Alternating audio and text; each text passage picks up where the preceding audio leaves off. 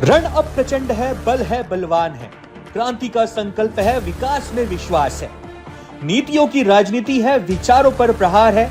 वर्तमान है, इतिहास है, विपक्ष की हुंकार है। वादों पर विवाद है, चुनौतियों का अंबार है। राज्य की है पुकार, अब की बार होगी किसकी नैया पार। देखिए सिर्फ the news garage presents political गलियारा हमारे इस प्रोग्राम में। नमस्कार, मैं हूं नवीन मिश्रा और आप देखना शुरू कर चुके द न्यूज गैरेज। महाराष्ट्र में विधानसभा चुनाव का माहौल है और विधानसभा चुनाव के मद्देनजर टीएनजी की टीम निकली हुई है पूरे भ्रमण पर, और भ्रमण के चलते हम लोग उत्तर नागपुर में आकर के पहुंचे हुए हैं।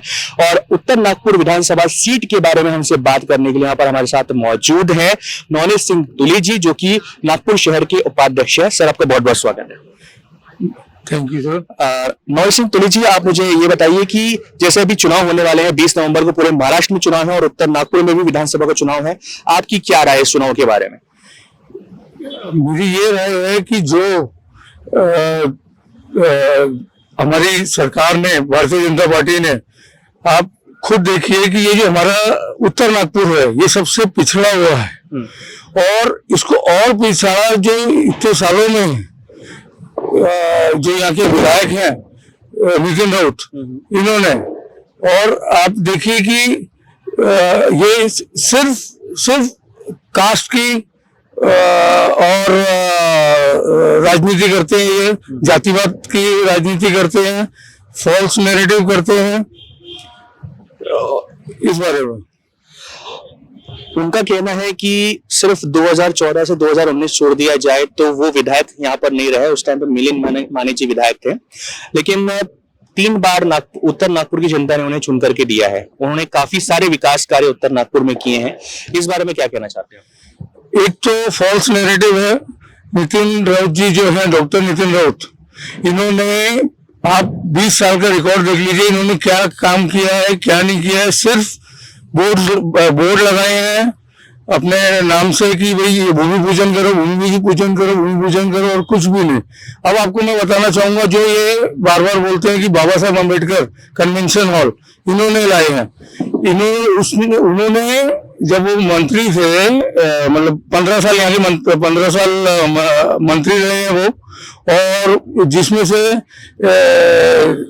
7.5 साल तो वो पालक मंत्री थे। तो पालक मंत्री जब थे यहाँ पे, उन्होंने मरते हुए लोगों को छोड़ा है। अच्छा। इलेक्ट्रिसिटी के बिल देख लीजिए, कोरोना के टाइम पे इन्होंने बोल रहे 100 यूनिट देंगे, इन्होंने 100 यूनिट नहीं दिए। उसके अलावा इन्होंने बाद में बोले फुकट की बिजली देंगे, क्या हम क्या करेंगे। उस टाइम पे मुझे याद है, एक मनसे के नेता है हेमंत गडकरी जी, उन्होंने FIR लॉन्च की थी यही डॉक्टर नितिन राउत के इसमें कि ये फरार है, ये अपन याना पायलट का, ये मिलेंगे क्या यहाँ पे। और जैसे ये बाबा साहब अम्बेडकर कन्वेंशन हॉल का बोलते हैं, उसमें 20 करोड़ रुपए इन्होंने सैंक्शन करके लेके आए थे। उसके बाद 2014 से 2019 जब माने जी हमारे यहाँ के आमदार थे और देवेंद्र फडणवीस जी हमारे CM थे, उन्होंने 90 करोड़ रुपए सैंक्शन करके पूरे का पूरा हॉल कंप्लीट किया है यहाँ पे। जैसे कि आप सिख कम्युनिटी से आते हैं, लोकसभा में पंजाब में एक अच्छा खासा फर्क देखा गया क्योंकि वहां पर किसान आंदोलन हुए और काफी सारी चीजें हुई। उत्तर नागपुर में भी अगर हम देखें तो कम से कम 20 से 22 हजार के आसपास सिख कम्युनिटी के वोट्स आते हैं। तो ये वोट क्या इस बार थोड़ा तब्दील हो सकता है, आगे पीछे कुछ हो सकता है? 100% तब्दील होंगे सर। और सिख कम्युनिटी हरदम भारतीय जनता पार्टी के साथ रही है। कांग्रेस ने हरदम बांटने की ये राजनीति की है। 1984 देख लीजिए आप, इन्होंने जब इंदिरा गांधी जी की डेथ हुई थी तो उस टाइम पे राजीव गांधी का ये स्टेटमेंट था कि जब एक बड़ा दख्त गिरता है तो उसकी आवाजें आती हैं। लाखों सिख भाइयों को, बहनों को इन्होंने मतलब जो नरसंहार किया है, ये हमारी कम्युनिटी कभी भूल नहीं सकती। और जो ये सबको सजा मिली इतने सालों के बाद, वो भारतीय जनता पार्टी जब आई है, मोदी जी की सरकार आई है, उसके बाद जाके ये हुआ है।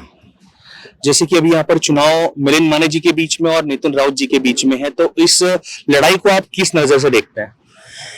इस लड़ाई को मैं सच्चाई और झूठे नैरेटिव की लड़ाई से देखता हूँ। माने साहब जो हैं वो इतने सालों से काम कर रहे हैं और पिछली बार गलत नैरेटिव फैलाने से, गलत चीजें करने से इन्होंने उनको हरा दिया था। नहीं तो आप देखिए कि 7.5 मतलब ये बोलते हैं कि 3 टर्म से मैं था और उसके बाद 7.5 साल ये मिनिस्टर रहे हैं। इन्होंने क्या काम किया यहाँ पे बताइए।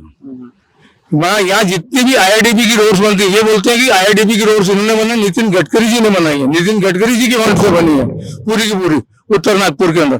और 2000 आप देखिए कि 14 से 24 10 साल में जो विकास उत्तर नागपुर का हुआ है वो पिछले 70 साल में नहीं हुआ यहाँ पे।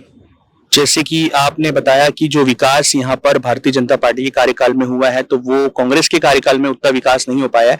तो इस बार माहौल क्या लगता है आपको, इस बार झुकाव किस तरफ रहेगा उत्तर नागपुर की जनता का? इस बार 100% माने साहब के साथ है, भारतीय जनता पार्टी के साथ है। देवेंद्र भैया की देवेंद्र फडणवीस जी का पूरा काम है सामने हमारे, उसके अलावा गडकरी साहब का पूरा काम है और पूरे उत्तर नागपुर की जनता जानती है। और इस बार युवा वोटर इतने हैं वो इनको मुंह ठोक के जवाब देंगे और 100% डॉक्टर मिलिंद माने जो पढ़े लिखे हैं, सिक्कल सेल में इतना ज्यादा काम किए हैं उन्होंने और ग्राउंड टू अर्थ हैं, उनको 100% चुना के लाएंगे और अच्छे मार्जिन से चुना के लाएंगे। ये थे सरदार मोहन सिंह तुली जी जो कि नागपुर शहर के उपाध्यक्ष हैं भारतीय जनता पार्टी से और इनका मत है कि यहां से इस बार उत्तर नागपुर से मिलिंद माने जी चुनाव में जीत करके आएंगे। अब वो आने वाला वक्त ही बताएगा कि आखिर रिजल्ट क्या होता है।